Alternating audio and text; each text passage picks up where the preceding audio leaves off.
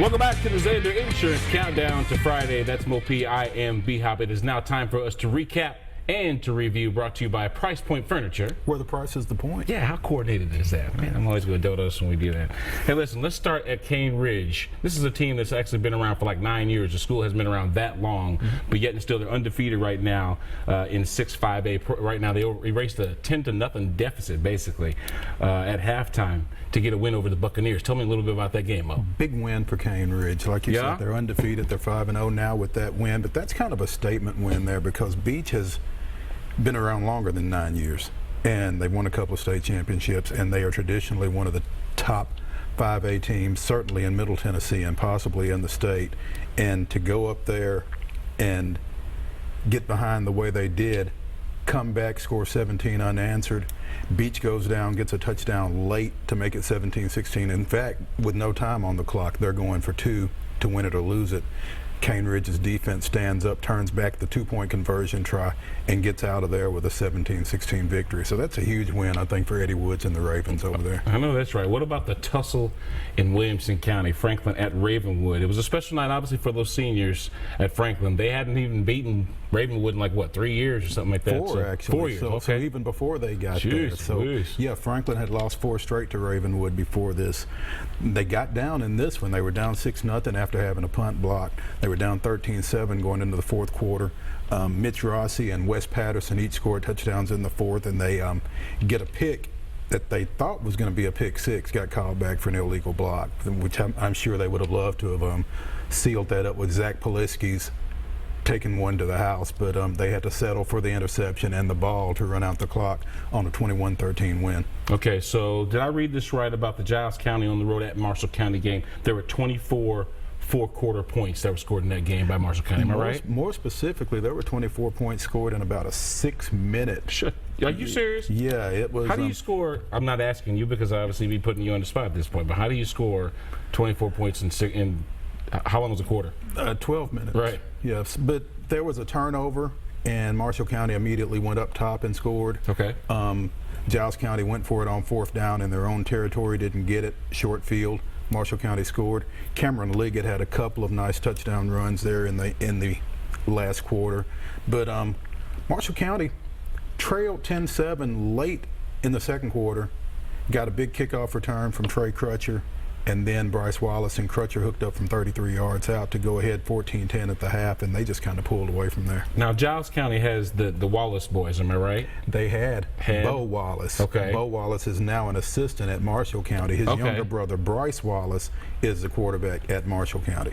Okay, so it was the Marshall County connection, not the Giles County connection. Exactly. Okay, I knew it was somewhere down in that region. Yeah. All right, so let's move on now to games that you need to be paying attention to. It seems like you some Marshall County, so you got them featured tonight at Stratford, basically. So tell us a little bit about that game upcoming this week. You're talking about 2 undefeated teams when Marshall County comes to Stratford. Marshall County's 5-0.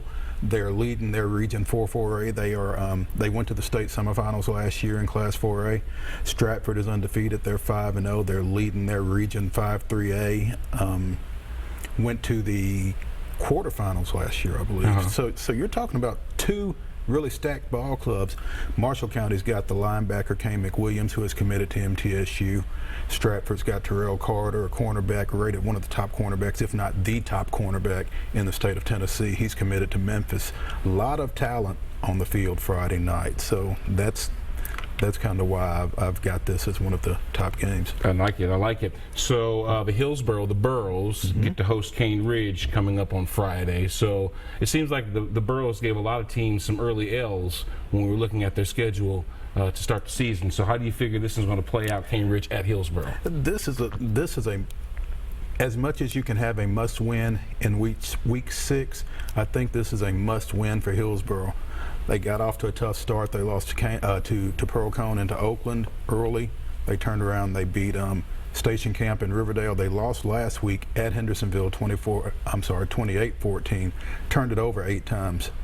That'll generally get you beat. Yeah. So yeah, I can imagine. So suddenly they're 1-1 in the region, and they really need this game, especially at home against Cane Ridge, who we've already talked about. So this is a big matchup. Okay, so how about another big matchup in Division II AA? Now, first, before I ask you about NBA at Father Ryan traditionally has pretty good programs. Where are they right now in the pantheon of their region first? You know, Ryan has a good program. Bruce Lucier did a pretty good job over there, but it was tough for them to crack the NBA, Ensworth, Brentwood Academy trio at the top of Division II AA here locally. So Coach Lucier resigned because I think he's an assistant over at Brentwood Academy now. Right.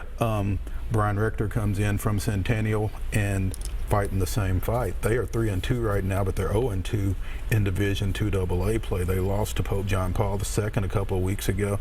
They defeated Evangelical Christian out of Memphis last week 34-7, but they've really got their work cut out for them against this NBA team that's 4-1, coming off of a state championship game berth last year, and of course Ty Chandler. I know that's right. Ty Chandler, the Tennessee commit.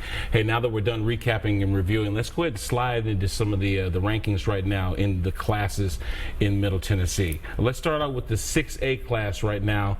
I mean, it's almost like, you know, an echo. Maryville sitting at the top right now. Oakland coming in at number 2, and they seem to be like this ranked, you know, for pretty much like this since like we started. Am I right? Yeah. Is there anybody in this top 10 you think that maybe can dethrone Maryville, one of the big tops, one of the juggernauts, basically in the 6A class? I think you're looking at a Maryville-Oakland state semifinal in 6A. They'll both be on the same side of the bracket, and I think that's kind of the game that statewide is being anticipated for that next to the last week before the Blue Cross Bowl. I know that's right. Okay, so moving on to Class 5A, Independence, a team we just talked about, having some really good players. They have topped that division right now, undefeated, of course. Is this the year for the Thompson Station kids down there to be able to hoist another championship? Another one? You know, coming into the year, I didn't think so, but the more I look at them, the more I like them. Oak Ridge is lurking out there. They've got a Clemson commitment, T. Higgins at wide receiver, defending class AAA Mr. Football. So, you know, I don't know if Independence can get it done again. They're doing it a different way. We've talked about that a little bit. They're not throwing it around as much. They're doing it more on the defensive side of the ball, but they know how to get it done, and they're playing really well right now. Yeah, Independence must be playing some pretty convincing ball, too, when you look at how they're stacked up, tied right now, undefeated with Oak Ridge and Cambridge as well. So moving on to Class 4A. There's our boy, Steve Matthews' boys, Knoxville Catholic, sitting atop there with one loss. How are they actually able to be atop the region right there, or the class rather, over Greenville when Greenville hasn't lost a game yet? Well, because that one loss, as we talked about a couple of weeks ago, was a forfeit in a game that they actually won big because they played an ineligible player. Yeah, that'll do that for you, won't you? Hey, Marshall County, again, we're talking about undefeated record right now, third in the Class 4A rankings. And Pearl Cone sitting there right behind them at 4-1. Hey, how about that? Tony Brennett's boys. There you Just go. talked to him, friend of the show. But look down here at number 10. Yeah, what you got down there? Maplewood. Maplewood slipped in there. Arsante Broom got the Panthers rolling again. I know that's right. How about Class 3A? Alcoa sits atop that division right there. They're tied actually by record with Liberty Magnet at 4-1. So what makes them so special this year, you think, Mo? Alcoa. They're just Alcoa. Okay, just as simple as that. It is that simple. But Liberty at number 2 comes to Pearl Cone Friday night. Oh, so we're going to know something then. Yeah, Liberty's another young program, one of the top programs in West Tennessee in a short period of time. They had they lost a game when Jackson Central Mary closed up. Pearl Cone lost a game because they were scheduled to play, they played Muscle Shoals out of Alabama last year in a one-year deal. So they were looking for a game. So Liberty's coming up here, and this is another big challenge for the Firebirds and Tony Brunetti. How often do you see these interclass matchups, Mo? Is there any more advantage, say, for the 4A over the 3A, or is it really just about the competition? You know, at this point, it's just about the competition, and I think it's a great test for both those programs, a great opportunity for them to go out and play somebody without it hurting their postseason chances necessarily. Boyd Buchanan is chasing Adamsville. They're both undefeated right now, but Adamsville's played one more game in the Class 2A rankings right there. So what do you see about the Adamsville program? Yeah, this is a team that I think went to the state finals 2 or 3 years ago.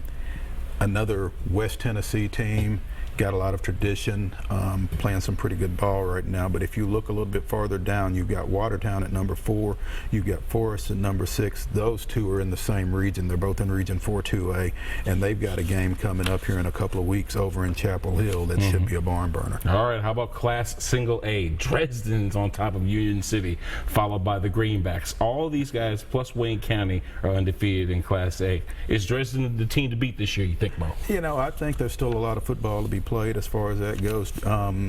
And one loss could change everything. You've got Wayne County lurking down there at number 4 with a nice quarterback, Preston Rice.